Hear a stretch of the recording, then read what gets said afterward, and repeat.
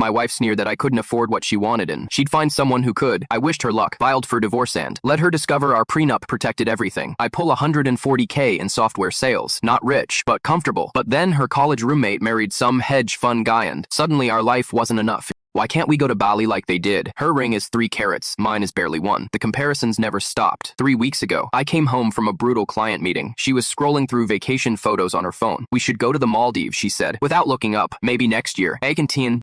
I've got that commission coming in December. She finally looked at me. Next year? It is always next year with you. We just went to Mexico in March, Mexico. She said it with pure disgust. Her husband took her to Italy for 2 weeks, first-class private tours. I sighed. I am not a hedge fund manager. You knew that when you married me. That is when her expression changed. Cold, contemptuous. You know what? You are right. I did know that. And I am tired of settling for your mediocre income and your mediocre ambitions. She stood up. You can't afford what I want? Then stay out of my way. I'll find someone who can. The words hit like ice water. I just stared at her. Are you serious right now? Dead serious? I am not spending the rest of my life pinching pennies while my friends live actual lives. Either step up or step aside. Something in me just clicked off. The pleading, the trying, the hoping, gone. Good luck with that, I said calmly. She blinked, surprised, probably expected me to beg or promise to work harder. What? Good luck finding someone who can afford your champagne taste. I walked to my office, pulled out the file folder. I'd hoped I'd never need and called my attorney. By morning, I handed her divorce papers with her coffee. We're done. My attorney will be in touch. Her face went through confusion, shock, then rage. You are divorcing me over one argument. No, I am divorcing you because you told me I am not a no-fan. You are looking for someone richer. That is pretty clear. I was just obsessed with you. Told me to step aside so you could find someone else. I am stepping aside permanently.